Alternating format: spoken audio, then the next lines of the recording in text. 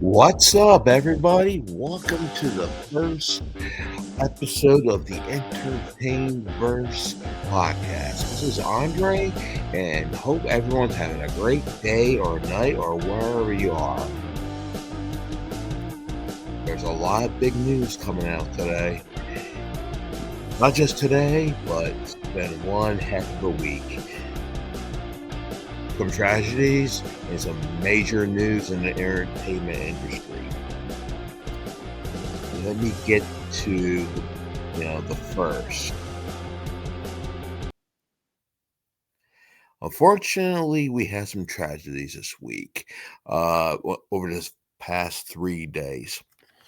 On Tuesday, writer and producer Roberto Orici, best known for writing and producing a few of the Transformer live action films from the 2000s and the relaunch of Star Trek from the J.J. Abrams verse, and also wrote The Amazing Spider-Man 2, in which unfortunately he passed away of cancer at the age of 51.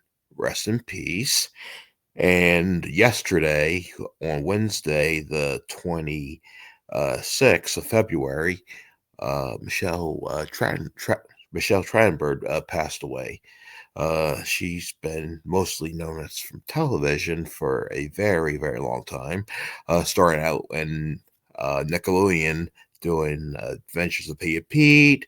She's best known as Harriet from the Harriet the Spy feature film from Nickelodeon that came out in the late 90s. And she was also on Buffy the Vampire Slayer, Gossip Girl, among others. And of course, Euro Trip that came out like 21 years ago. Uh, this month, that's crazy. At the age of 39, dead. And we also have, unfortunately, Gene Hackman, who passed away at the age of 95. His death is currently being investigated. Fortunately, him and his wife of 30 plus years also passed away along with her dog, and it's a pretty bad situation, so it's being looked at by the police currently. So rest in peace to everybody that passed away the past few days. Now we can go on to the main topic of today. DCU updates from James Gunn. The DCU is basically a relaunch of the franchise from Warner Brothers, which will get underway this summer with the first film, Superman, the latest reboot of Superman under DC Studios and Warner Brothers Studios, in which everyone over the past few years, it's touch and go, the situation involving the DCU from the Snyderverse, involving Zack Snyder being put to rest and controversial standards. There's news out there. If you want to take a look at it, you could Google it. But, basically the whole universe is done and it's being rebooted by James Gunn. James Gunn, mostly known as a writer, so to speak. And of course, over the past decade, he became more known as a director involving the Guardians of the Galaxy trilogy from Disney and Marvel. And there's also the Suicide Squad semi-sequel, in which it's kind of connected to the new DCU going forward.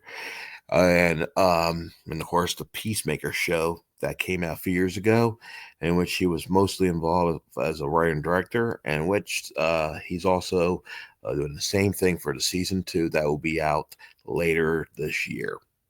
So let's get to the article.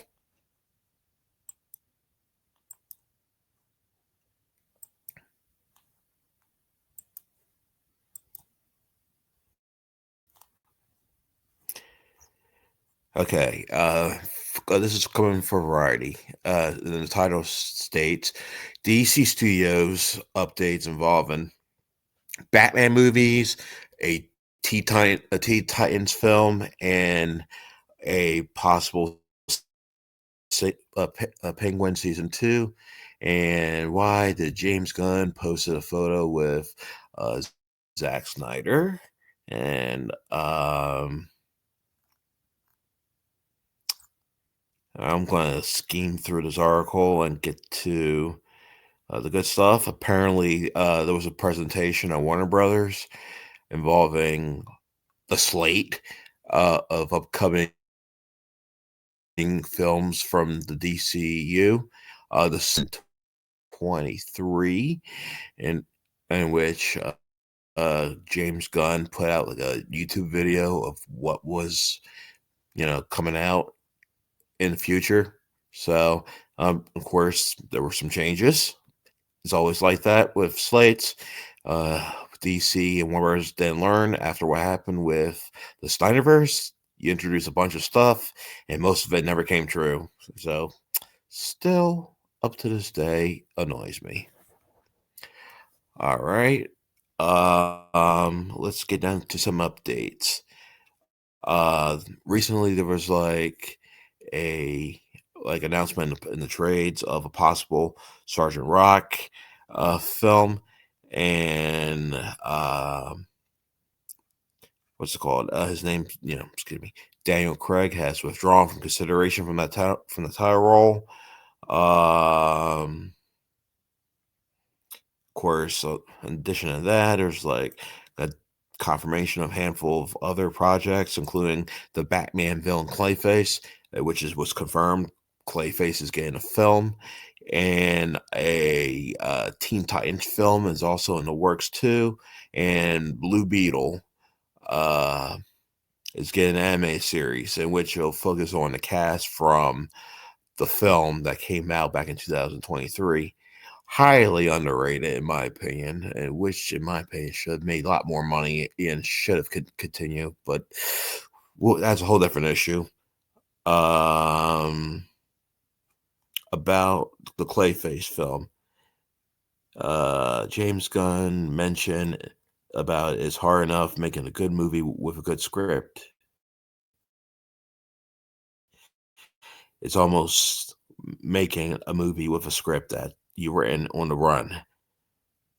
This is why, for example, they bring it Clayface on the strength of Mike Flanagan's screenplay, even though we had no plans on making a Clayface movie. Okay.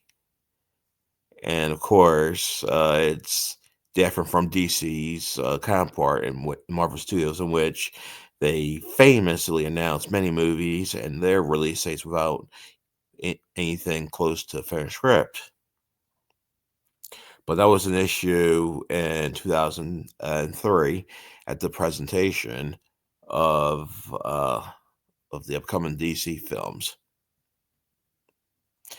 In general, the overall presentation from last Friday, while informative and insightful, lacked a sense of immediate urgencies. They weren't any major announcements, even as Gunn and Peter Safran, he's an executive producer slash uh, co-CEO of DC Studios, and uh, about unnamed DC projects are excited to talk about more at some point in the future. And that's the one thing that's really annoying people from this past week. Last Friday, there was that broke out on social media about this presentation. I didn't when I first read about it, I was like, they're not going to expect anything, in which nothing really major is going to happen. Usually, in my opinion, usually for major announcements, even though they get announced in the trades, they really get confirmed at Comic-Con, involving cast announcements and plot details, release dates, etc. But it's really not that much going on. Uh, the The Gathering, however, was another way in which Gunn and Safran are setting up DC studios apart from Marvel and just about every other major studio's information about marquee franchises. And of course, tax credits from productions to roll superheroes in Trump's America, something other film executives at their level effectively never do on a record like this. All right, here let's go down to some of the highlights from the presentation from last week. About two Batmans, Clayface, and the Penguin season 2. All right, this is going in about the Clayface film. Um, Clayface was announced in the trades a few weeks ago, and it's supposed to come out sometime in 2026. Peter Safran confirmed that British director James Watkins, best known for the recent critically acclaimed horror film Speak No Evil, is in talks to direct what he characterized as a body horror film. And Gunn said they hope works as a pure horror film for someone who doesn't care at all about DC. Shooting is expected to start in the summer 2025, and casting is going on currently. And while Andy Turek voiced Clayface in two animated series for DC, Harley Quinn and the most recent Creature Commandos, he will not be featured in the film since it wasn't a primary role for Turek. And some updates about the Batman 2, a film that shut it out by now due to various reasons. Uh, uh, Matt Reeves is writing, directing the film again, and according to Peter Safran and James Gunn, the full script has not been turned in yet, but it's in like pre-production. Uh, and about Matt Reeves' universe, the critically acclaimed Smash the Penguin. There's been talks of second season ever since the show came out to widespread acclaim and great viewership. Saffron says we don't know. And of course, it goes on to say there are a lot of moving pieces. Probably most importantly, Colin himself, and of course, Gunn chime in. The 800 pounds of makeup that Colin Farrell has to put on daily while filming. Of course, that could be annoying at times, I'm sure, but it's up to him and what kind of negotiations in order to get him back in to the fold. In which it was announced recently, Colin Farrell will be in the Batman Part 2.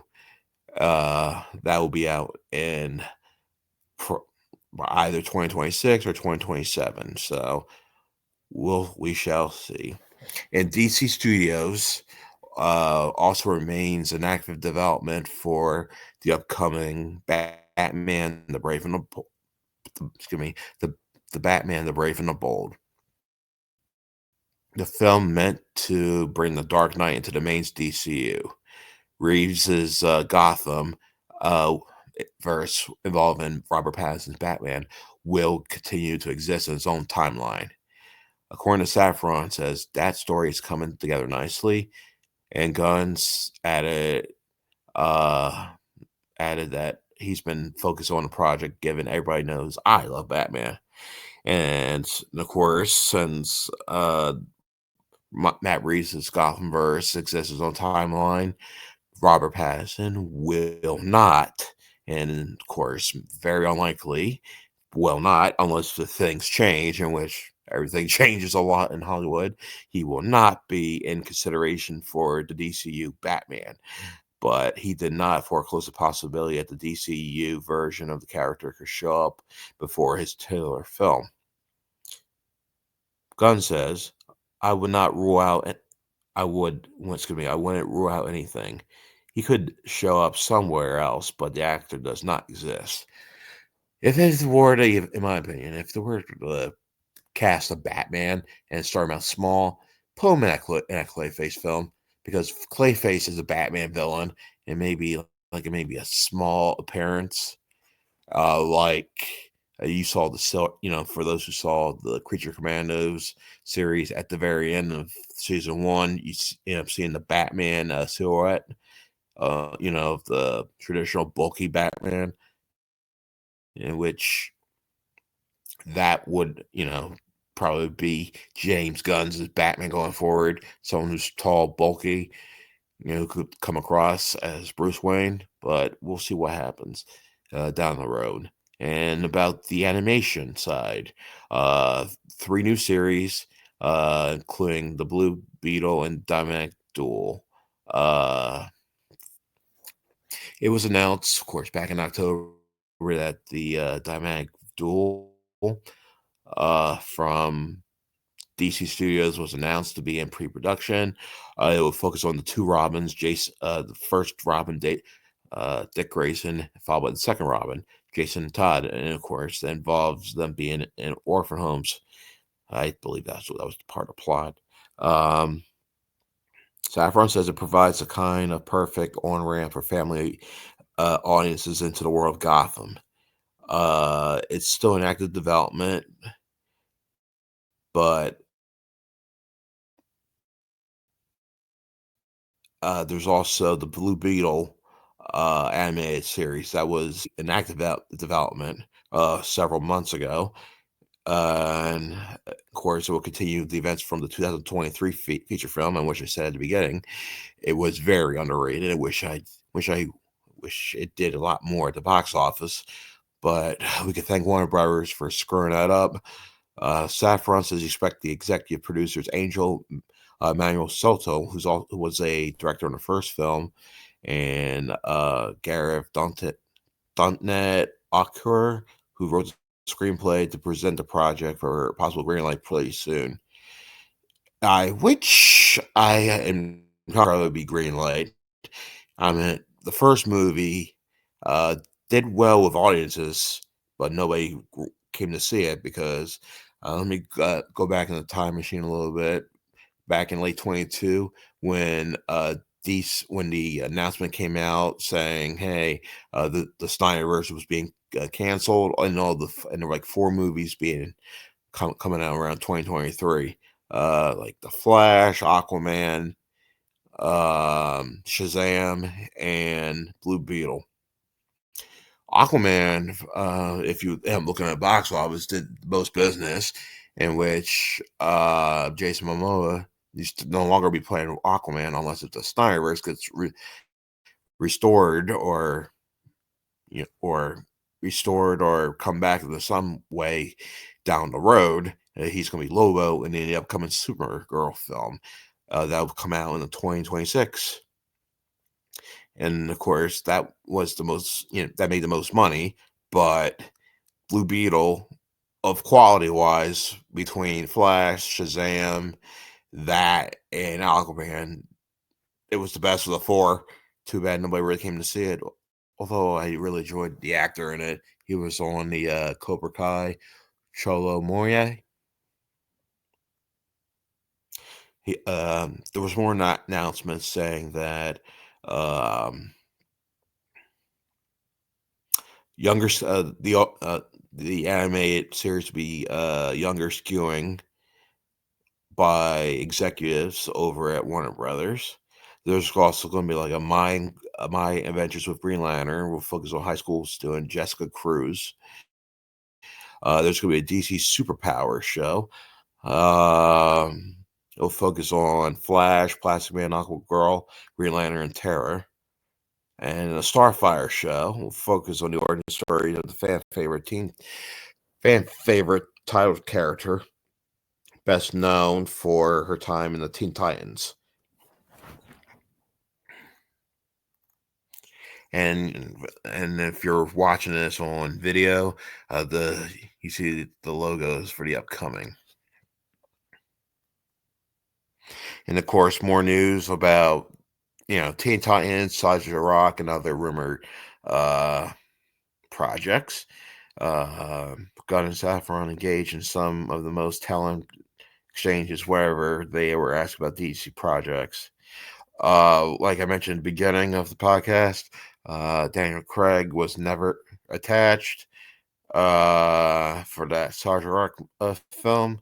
The actor has been floated for the idea due to creative relationship with the film's prospective director, Lucia Guadagnino, who's best who directed Craig in most recent film, Queer from last year.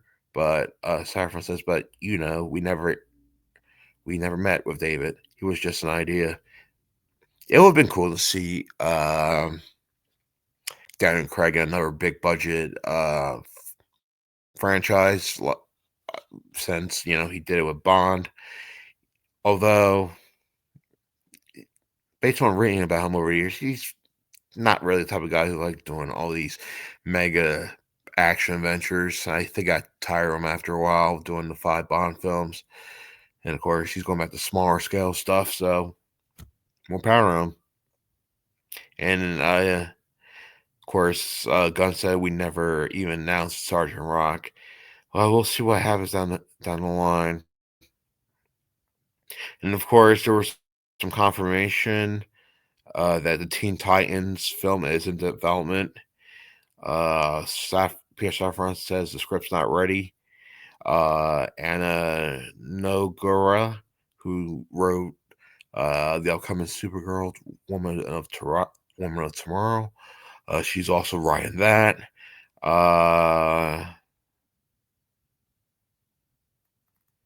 Yeah, so it's definitely in the works right now. So we don't know when it'll come out.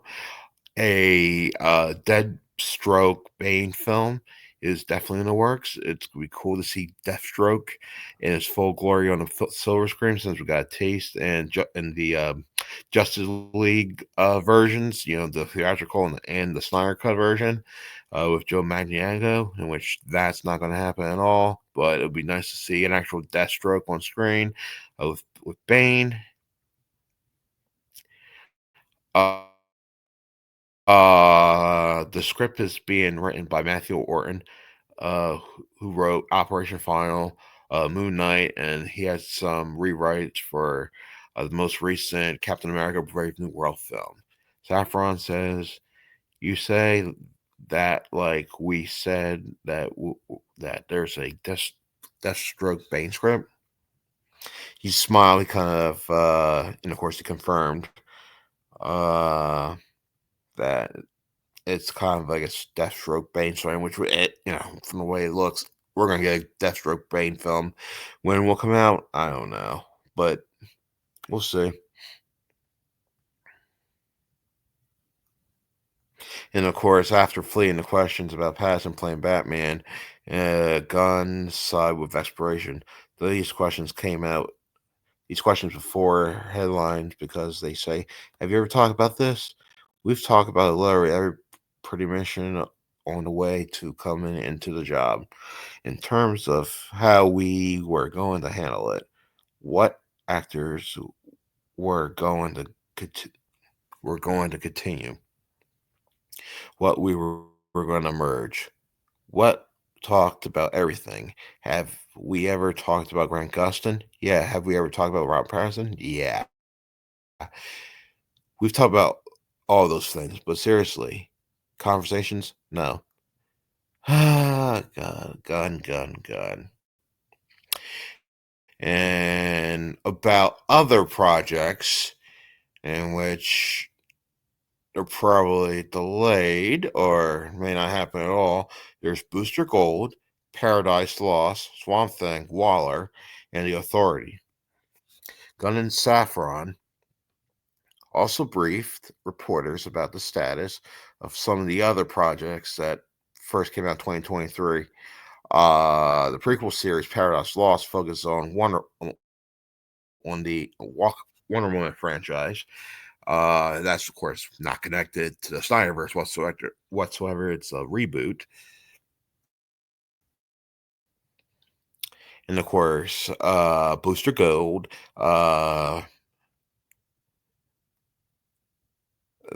they have who have excuse me, they basically expressed interest in the show, but ultimately moved on.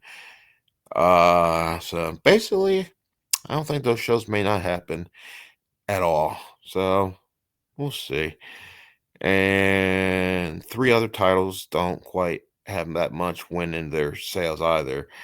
Swamp Thing has been stuck in limbo for a good while because James Mango focused on his Oscar-nominated film, a complete unknown.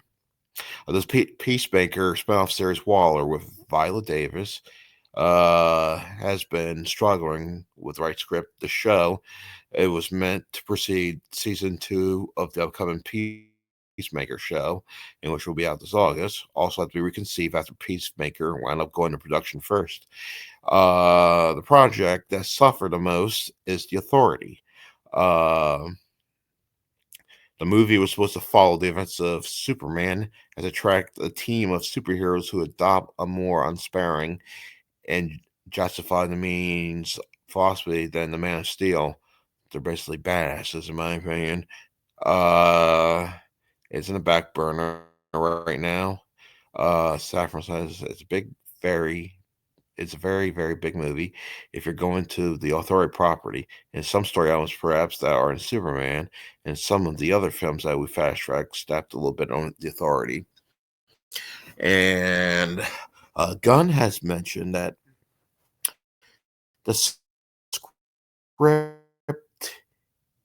has also had a harder time coming along. So the film has been much of a priority because it has subs subsum by everything from Brave and the Bold to Paradise Lost and about the Zack Snyder photo. Last Thursday, the 20th, excuse me. Yeah, hold on. Last Thursday on social media, James Gunn caused a bit of a stir. I'm going to show you the photo. I'm going to go to Instagram and show the photo. Or actually, no, let me go to X and go to James Gunn's page.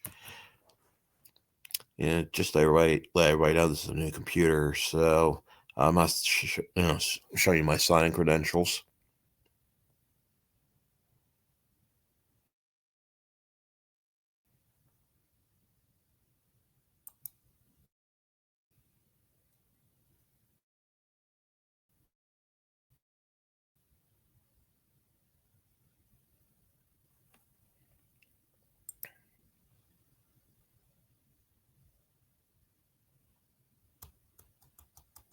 Bear with me, friends. Bear with me.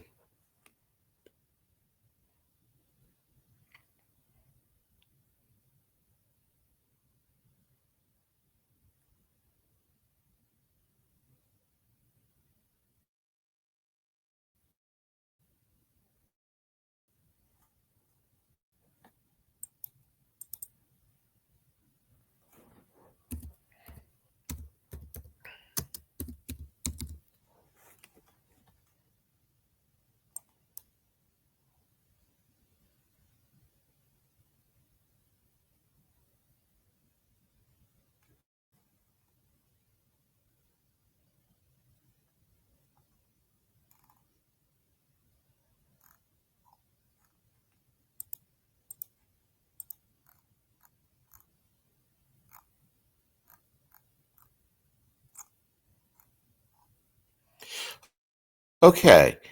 Um, I'm gonna go to this photo real quick. I'm gonna switch over to Guns. I'm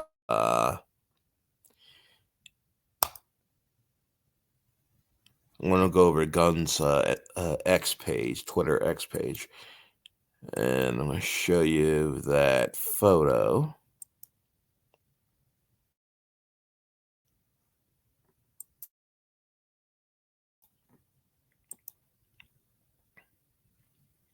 All right, here's the photo right here. James Gunn. Oh, it's loading. Hold on.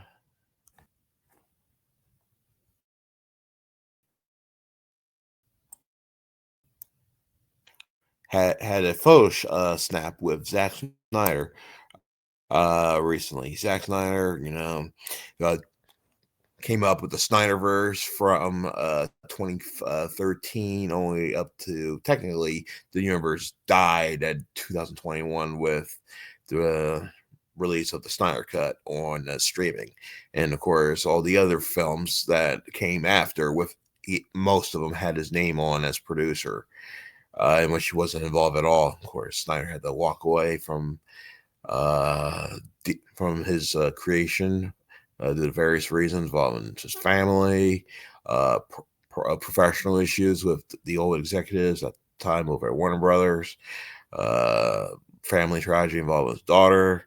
So, anyway, of course, Gunn had a meeting with Snyder. We don't know what it is, but we may never know.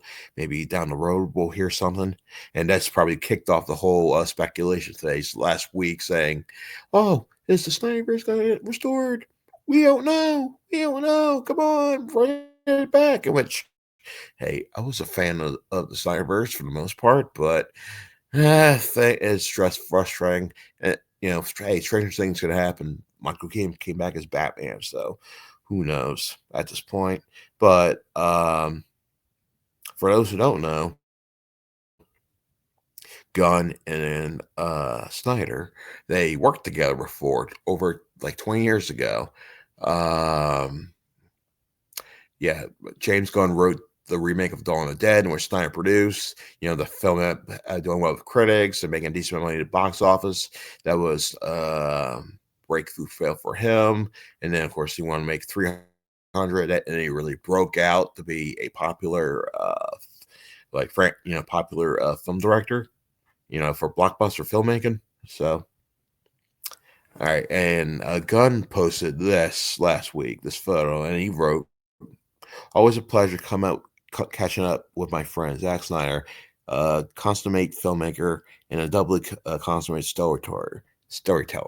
Nice to put that, but at the same time, they're hardcore fans of Snyder and Gunn, like going at it about each other. Of course, Snyder fans, they blame Gunn for canceling his universe and rebooting with the DCU that's coming out this summer.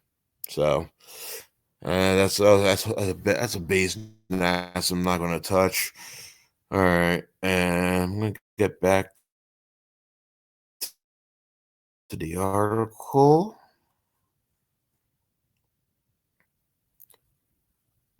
I'm going to present.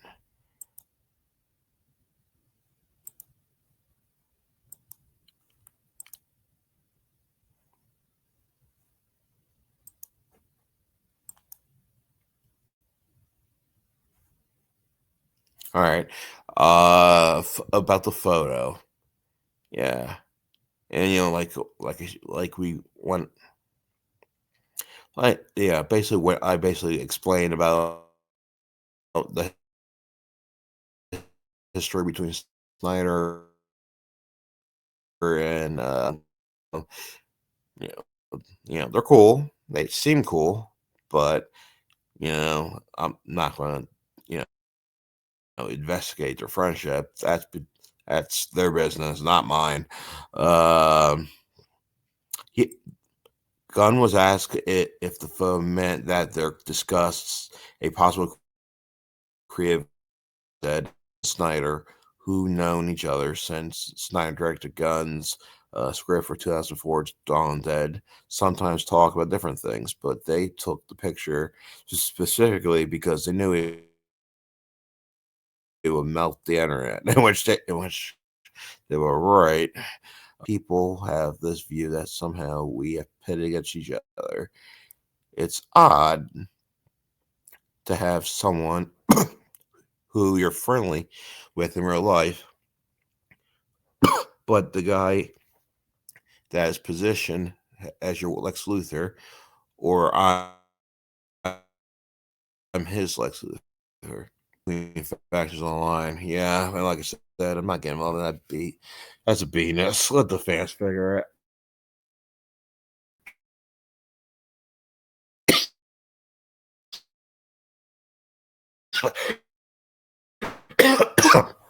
Fight it out.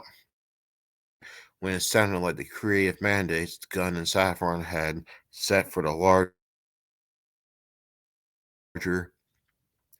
DC. On one hand, Gunn says that they remain steadfast in making sure that each of these projects work as a standalone project so that you could go see Superman and you could go watch Lanterns, in which the photo of Lanterns came out today on social media from James Gunn, which the show's in production right now, without having to see both of them. On the other hand, Saffron said that reason the entire reason they were launching DC Studios as an endeavor unifying all DC projects across film, television, and video games is that people want to see these iconic characters interact. To that, Gunn mentioned that there's going to be a 6-year plan culminating in Avengers type movies. But at the same time, insists each individual project works on its own thing. So he's basically ripping off Endgame and Infinity War, kind of. Well, as long as they don't use Darkseid, because they'll make the Snyderverse fans mad. Um, it isn't like they're chapters of an overall story. They're characters that are part of an overall story. That may seem like a distinction without a difference, but Gunn is clear that he knows where all that overall story is heading. I intimately involved in all that. And so this is about Trump's America. I'm not going to get into politics. Very lackluster, in my opinion. I mean, there was really nothing big coming out of this um, presentation. Uh, if they were show some footage of Supergirl, uh, great. That would have been more exciting, or even Clayface, or not, or some big cast announcements. But it's like, I don't know. It's a nothing burger. Very lukewarm, nothing burger. Hey, if something was announced like with Snyder coming back, doing something for DC, finishing up the Snyderverse with a Justice League movie for streaming, or doing the Dark Knight Returns, in which Snyder mentioned that he really wanted to come back and do a DC project, probably that, in which that we completely separate from the Snyderverse involving Ben Affleck and Henry Cavill, probably like new actors and everything playing Batman, Superman, among others. So yeah, oh well. Okay, and we're gonna get to one more topic, and the topic will focus on Kathleen Kennedy. Kennedy is a legendary producer, worked with a lot of Steven Spielberg films from the 80s through like the 80s through the 2000s, like almost 30 years worth of production of producing credits with him. And in addition to that, Kathleen Kennedy took over Lucasfilm from George Lucas after George Lucas sold Lucasfilm to Disney back in 2012, in which the Star Wars franchise was relaunched under her. While while most of the projects were successful, some were like divisive uh, in terms of quality among critics and fans, in which the fandom really broke over the years. And it's kind of sad because Star Wars kicked off fandoms back in the 70s today, but at the same time, very divisive. And of course, it got divisive under George Lucas during the prequels. The prequels, they weren't as bad like people were saying, but I think for me, my favorite prequel was The Revenge of the Sith. That was the best of the three. And of course, like I mentioned, like most of the projects were successful under her. Uh, in terms of movies, the majority of the films were successful, but what's it called? Well, The Last Jedi, episode The Last Jedi was very divisive, made over $1 billion, divisive. Episode 9, The Rise of Skywalker, not as divisive as episode 8, but people still didn't like him that much. Hey, I personally didn't mind it. It was entertainment fun. I mean, it wasn't the worst movie I've ever seen in my life, but I would give it like, I don't know, probably a 6.5 or 7 out of 10. I haven't watched that movie in a while. I may have to rewatch it down the road, but let me switch articles. Give me 1 second, please.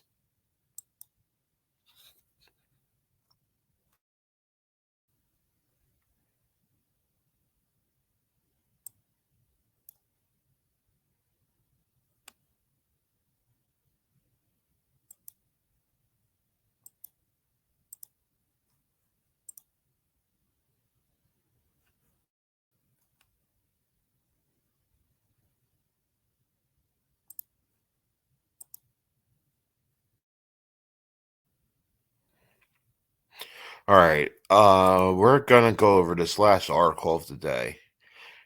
Bear with me. Yep, I'm gonna show you the article. Um, during the week about Kathleen Kennedy, departing Lucasfilm at the end of the year from outlets like the Hollywood Reporter, Variety, Deadline. They all broke about it, and the fandom, in which Star Wars fandom, they got really annoyed with her, like I mentioned, about the project over the years. David Joyce and saying, "Oh, it's Star Wars gonna be safe, this and that," but Kathleen Kennedy speaking out.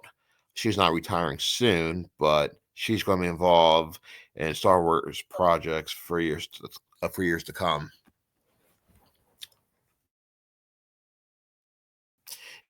And we're gonna go over. There's Kathleen. Um. Okay.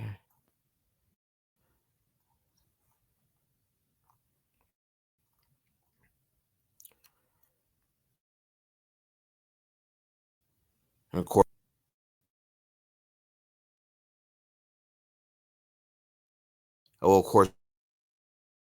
the article was originally broke by Matt Baloney's Puck Report. New one. Uh. Baloney has been beating on Kennedy like she owes him money. That's funny. And this week, he reported Kennedy was retiring. And of course, he said the same thing. And of course, she's still here. Still at Disney, producing the upcoming Star Wars film, The Mandalorian and Grogu film, that which will be out next summer. And the Sean Levy directed Star Wars film that will involve Ryan Gosling and other films and streaming projects with A-list part. Oh, well, I forgot to mention, in addition to Star Wars, Kennedy produced. It got mixed results, and it's no longer on Disney Plus. Got pulled, and Indiana Jones and the Dial of Destiny. While it did fairly well with critics. People kind of liked it, but in the end, it failed miserably at the box office due to a balloon $300 million budget, which is, in my opinion, ridiculous for an Indiana Jones film, in which that should have been maybe 150 million. But of course, the pandemic mixing with Harrison Ford getting hurt caused it a spike. But I'm gonna go down to this report. It says according to Insider, Kennedy has been working on a succession plan for years, eyeing candidates from within process with Bagger and Alan Bergman. That puts someone like Dave Ferroni, who knows the universe inside out, in a strong position. The article says, I admire Baloney's hustle and ability to turn over hard ground, but his penchant for defying industry people like Kennedy and inspiring ways, well, I just don't understand it. I didn't appreciate when Deadline founder Nikki Fink did it here, and it feels like the appetite for shit, defined fraud is nowhere near as high, given how this business is still trying to regain footing after a global pandemic, the year-long labor strikes, and most recently, the devastating wildfires that raged Southern California. Kennedy seem would seem an unlikely target for hiring, good times or bad. 13 years into her run steering Lucasfilm, she has done much with the challenge of trying to broaden George's Star Wars vision. After Disney bought it from $4 billion in cash and stock in 2012. It's a challenge. It's a challenge Amazon now will try with James Bond after purchasing creative control from 007's gatekeepers for $1 billion beyond, and the $8 billion they pay for MGM. Good luck with that. Of course, Kennedy has been the most successful female producer executive in Hollywood. Like I mentioned before, like a few minutes ago, she mostly worked with Steven Spielberg on his projects over 20 some years, including like Jurassic Park, Sixth Sense, the Indiana Jones franchise.